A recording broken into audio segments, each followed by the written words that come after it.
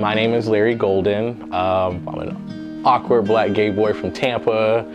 Military brat, so I've moved literally all over. So there's not really a lot of places I haven't been. I've been overseas. What brought me to the field was I noticed that growing up, I was a very astute and independent child. I didn't need much of anything. I made good grades. I stayed out of the streets. I didn't really do much of anything. So my mom and dad were always like, oh, Larry's good. He doesn't need anything else. So I was left to my own devices a lot.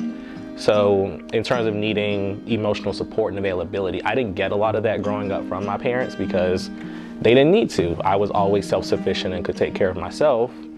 And it wasn't until meeting different people in the community, as far as individuals who are part of the LGBT spectrum and everything like that, individuals who were trans experienced, they were the ones who helped mold me and guided me and raised me. And so what prompted me to work in this field is that I wanted to give back to the community that invested so much into me. I received my diagnosis June 29th of 2018. And for a very long time, I did not want to admit to having it.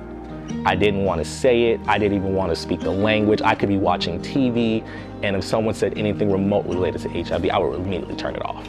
And that happened for a couple of months.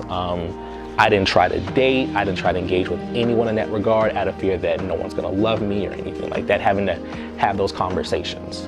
And it wasn't until, seeking out social support from my own friends and everything like that, the biggest thing I've learned from it is really controlling your narrative, that really emphasizing and really owning up to, I have this condition, it does not define me.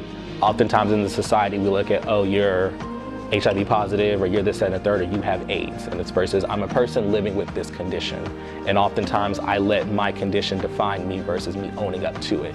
That this is a separate part of me that doesn't make up me as in its entirety. I am blessed beyond measure, where I can live my truth. I can live unapologetically, confidently. I can walk into a room and all eyes are on me because my energy is just that, it's just there. And that's from the community always investing in me, providing me with unconditional and positive regard. And I want to instill that in other individuals who aren't as fortunate as I was. Proverbs 24:16 says, for a just man, falleth 7 times but rises back up again. That as long as I keep trying and showing progression and not perfection, that it's going to be okay.